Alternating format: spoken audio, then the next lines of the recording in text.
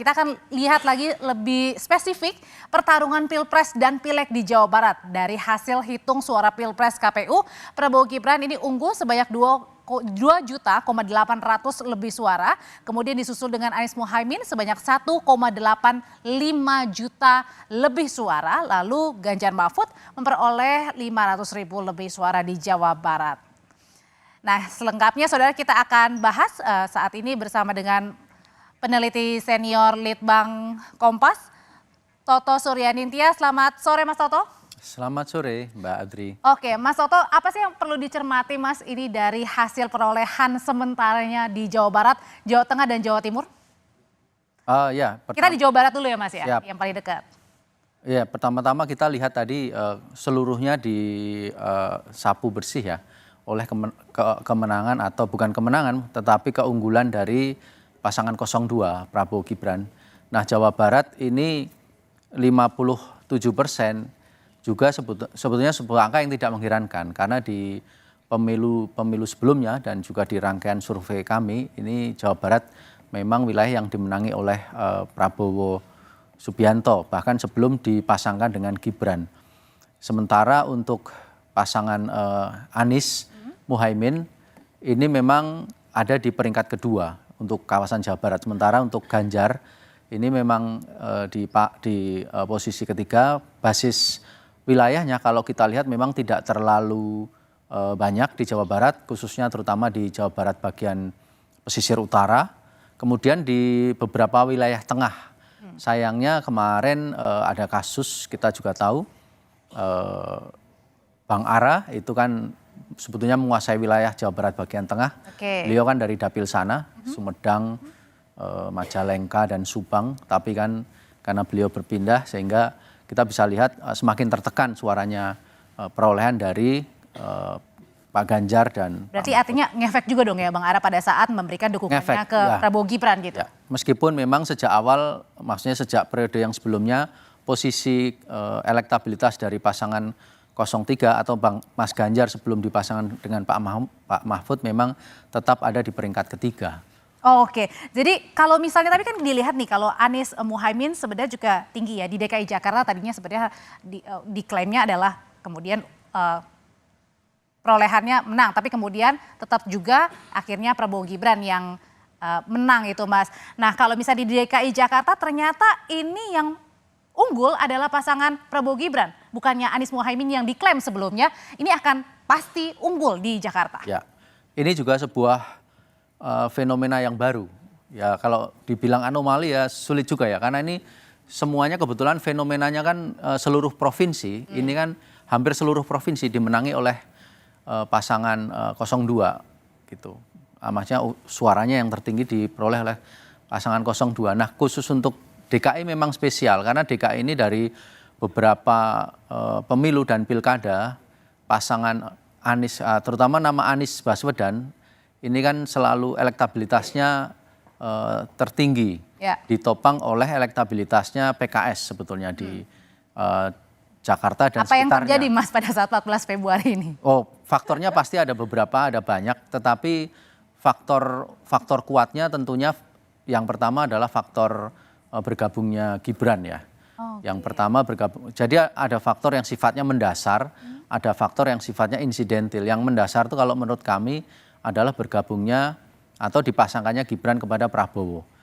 Itu yang kemudian yang kedua adalah faktor yang sifatnya insidentil, yang kasuistis juga ada, antara lain bansos, kemudian juga dalam tanda petik ya, pengerahan mesin politik ya, yang lebih efektif dari koalisi-koalisi parpol dan juga dari caleg-caleg yang mendukung pasangan 02 Prabowo Gibran. Padahal tadi masuknya dari Gibran ini kan di sebelumnya ya, dan DKI Jakarta itu kemudian juga baratnya lebih basisnya Anies sebenarnya juga PKS ya. Tetapi basis ini kan juga belum lama. Basis ini kan terbentuknya baru 2016 setelah beliau mencalonkan diri di pilkada DKI. Jadi memang basisnya Anies usianya taruhlah baru sejak 2016, mungkin lebih kuat basisnya PKS. Mas Toto, kemudian kita bergeser ke Jawa Timur nih. Ini unggul lagi-lagi. Ya. 61, lebih untuk Prabowo Gibran. Kemudian Anies dan Ganjar ini tidak jauh berbeda untuk keunggulannya. Jadi untuk Jawa Timur ini tampaknya memang lebih telak daripada Jawa Barat maupun DKI tadi ya, keunggulannya Prabowo. Kalau kita bicara tokoh, di sana ada Ibu Khofifah yang legitimasinya di Jawa Timur itu kalau menurut survei-survei kami, khusus bahkan yang menelaah Jawa Timur itu sangat tinggi. Jadi tingkat penerimaan publik terhadap Ibu Khofifah itu sangat tinggi, sehingga ketika beliau menyatakan mendukung pasangan 02 meskipun itu dilakukan di saat-saat terakhir, last minute, ya. Di last minute itu akan sangat berpengaruh.